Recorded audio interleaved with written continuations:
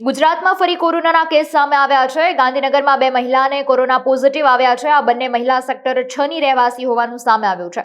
બંને મહિલાઓએ દક્ષિણ ભારતમાં મુસાફરી કરી હતી। બંને મહિલાઓએ વેક્સિનના 2 ડોઝ પણ લીધેલા છે। ગુજરાતમાં કોરોનાની ફરી એન્ટ્રી થતાં જ રાજ્યનું આરોગ્ય વિભાગ પણ એક્શન મોડમાં જોવા મળી રહ્યું છે। હાલ ગાંધીનગર હેલ્થ વિભાગે ટ્રેસિંગ કામગીરી શરૂ કરી દીધી છે। સેમ્પલ જીનોમ સિક્વન્સિંગ માટે પણ મોકલી દેવાયા છે। ત્યારે કોરોનાએ ફરીથી દસ્તક દેતા સુરતનું આરોગ્ય વિભાગ પણ હરકતમાં આવ્યું છે। સુરતની નવી સિવિલ હોસ્પિટલમાં તકેદારીના ભાગરૂપે બેડ તૈયાર કરવામાં આવ્યા છે, તો ઓક્સિજન ટેન્કને પણ ફરીથી કાર્યરત કરવામાં આવી છે।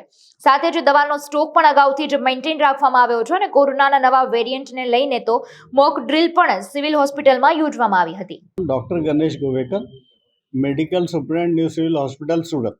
હાલ જે રીતે ઇન્ડિયામાં કોવિડની એન્ટ્રી થઈ છે, કેરળમાં પણ કેસીસ આવેલા છે અને ગાંધીનગરમાં પણ 2 કેસીસ ડિટેક્ટ થયેલા છે।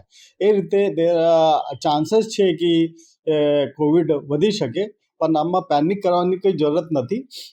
અને આ કોવિડના લીધે આ સાઇન સિમ્ટમ્સ જે છે JN1 વાયરસ છે એના લીધે થાય છે અને આના સાઇન સિમ્ટમ્સ ઓલમોસ્ટ જૂના કોવિડ છે એના સિમિલર જ છે અને ટ્રીટમેન્ટ પણ એવું જ છે।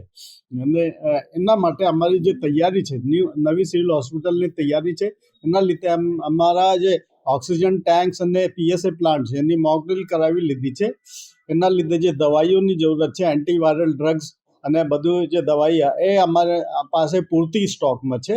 અને જો વોર્ડ જો જરૂરત જણાય તો એ રીતે અમે વોર્ડ પણ ચાલુ કરીશું, કેમ કે અમારી પાસે જો સ્ટેમ સેલ બિલ્ડિંગ છે હાલ એ સારી કન્ડિશનમાં છે અને ત્યાં અમે વોર્ડ વધારી શકીએ, એટલે બેડ મૂકી શકીએ, એ રીતે છે। સુરત મહાનગરપાલિકા વિસ્તારમાં હાલમાં એક પણ કેસ પોઝિટિવ નથી કે કોઈ શંકાસ્પદ કેસ નથી, પરંતુ કેરાલામાં એક JN1 વેરિયન્ટનો કેસ પોઝિટિવ નોંધાતા ભારત સરકારશ્રી અને ગુજરાત સરકારશ્રીના આરોગ્ય વિભાગ દ્વારા જે માર્ગદર્શિકા જારી કરવામાં આવી છે તે મુજબ સુરત મહાનગરપાલિકાએ આગોતરી તૈયારીઓ કરી દીધી છે।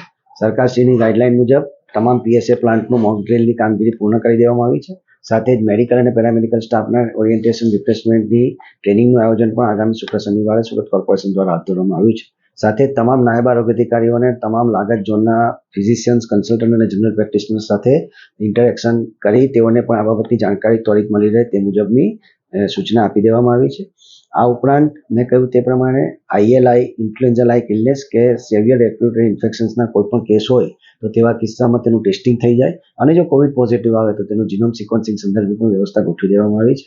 હાલમાં ગભરાવાની જરૂર નથી, સાવધ રહીએ અને કોઈ પણ આવા કોઈ સિમ્ટમ જણાય તો તાકીદે પોતાનું ડાયગ્નોસિસ થઈ જાય તે અગત્યનું છે। જો પોઝિટિવ કેસ આવશે તો આઇસોલેશન સહિત ટ્રેકિંગ, ટેસ્ટિંગ અને ટ્રીટમેન્ટની સુવિધા સુરત મહાનગરપાલિકા ત્વરિત ઉપલબ્ધ કરાવશે।